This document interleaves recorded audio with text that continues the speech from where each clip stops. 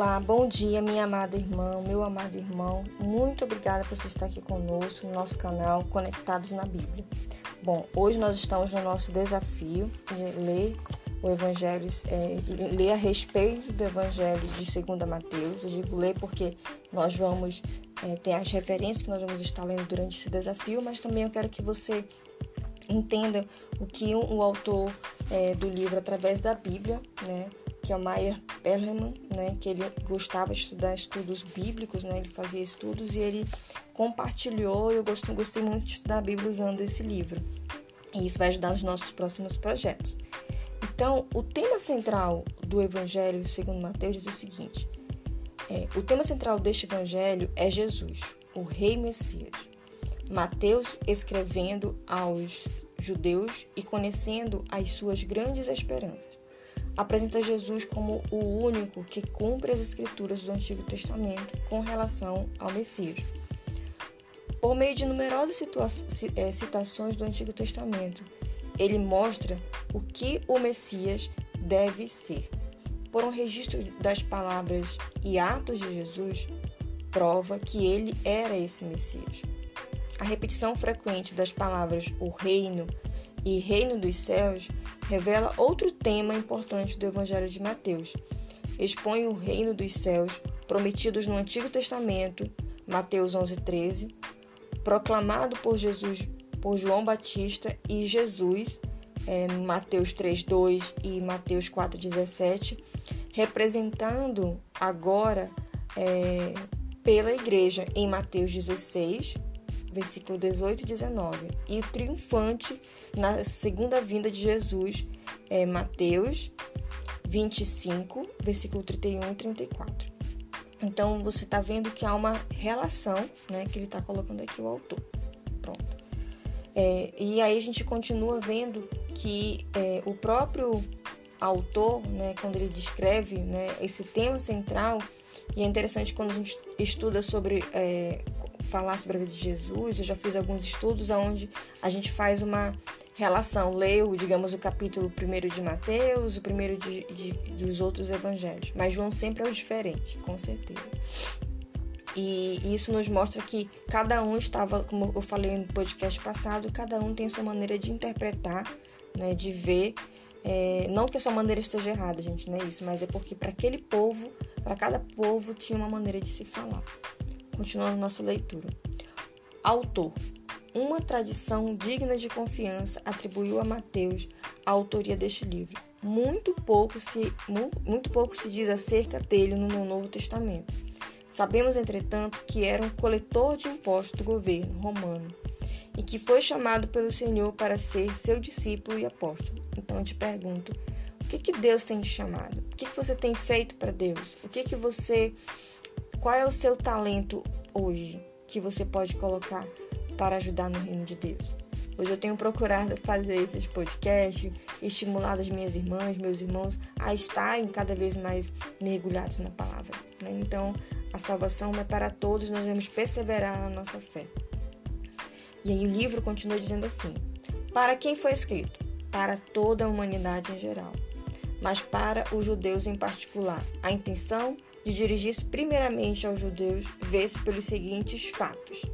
Primeiro, o grande número de citações do Antigo Testamento, há cerca de 60 dessas. Alguém que prega aos judeus deve provar a sua doutrina pelas escrituras antigas. Mateus faz dessas citações a verdadeira base do seu evangelho.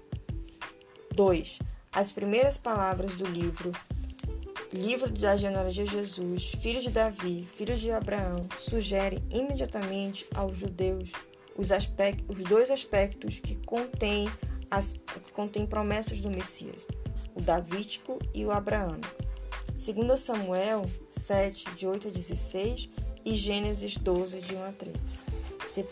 Uma pausa, você vai poder encontrar aqui essas referências, essas promessas. Eu tive o prazer de ler há pouco e vi o quanto Deus é maravilhoso, Ele está novamente lembrando para nós que nós já fomos escravos, Ele nos libertou, nos enviou um Salvador para nos tirar de todas as garras do diabo, de toda mentira, de todo engano.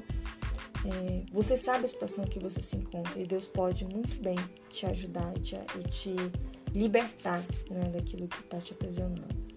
Terceiro ponto, a ausência geral de explicações dos costumes judaicos demonstra que o evangelista escreveu a um povo familiarizado com esses costumes. Então ele não quis ser uma pessoa repetitiva, ele sabia que os judeus conheciam muito bem as tradições, então ele foi nos pontos-chave, nas palavras-chave e evangelizou esse povo. Então, muitas vezes a gente não precisa se tornar repetitivo falando do evangelho, né? Então, uns dias atrás, ouvindo os irmãos do grupo que eu faço parte, né, também do ABC2, eles falavam sobre isso, que nós não precisamos fazer longas pregações, a gente precisa utilizar as oportunidades para evangelizar, falar da palavra, educar, ensinar nossos filhos, nossas crianças. Bom, nós vimos a mensagem. Os próximos tópicos que a gente vai falar rapidinho é sobre o conteúdo. Então, é um livro que o Evangelho de Mateus está organizado da seguinte forma, tá? Segundo esse autor, tá bom, gente? A vida do Messias descrita do capítulo 1 até o capítulo 4. O ministério do Messias também inicia-se no capítulo 4 e vai até o versículo 16. A reivindicação do Messias do 16 ao 23. O sacrifício do Messias no capítulo 24 a 27 e o triunfo do Messias no capítulo 28. Eu recomendo que você leia esses capítulos, né? Dá uma corrida aí, dá uma desligada das redes sociais por alguns minutos, né? Sai do nosso vídeo e aproveita e ouve um pouco mais da palavra do Senhor Jesus. E eu espero que Deus assim possa falar abundantemente contigo. Eu quero dizer para você que o nosso desafio aqui é te ajudar a mostrar que é possível você ler a Bíblia de uma forma inteligente, de uma forma diferente, e que o Espírito Santo está pronto aí, só esperando a tua permissão para ele entrar na tua casa, falar contigo como ele tem falado na minha casa. Que Deus te abençoe e que a cada dia Deus possa estar falando contigo. Bom, eu te recomendo também a orar antes, tá bom, gente? E a orar depois do seu devocional. E como eu estou falando de oração, vamos terminar orando. Senhor Deus, Pai, muito obrigado por esse dia, obrigado pela Tua palavra, obrigada porque Tu és o nosso Messias, que veio para nos libertar, que veio para nos sarar. Que o Senhor possa estar conosco nesse dia. Nos ajuda, Espírito Santo, a descobrir as promessas do Senhor para as nossas vidas. Eu te louvo e te agradeço. Em nome de Jesus. Amém. Então, muito obrigada. Deixe seu like aqui no nosso canal do Conectados na Bíblia. Eu sou Kelly Cristina, educadora cristã.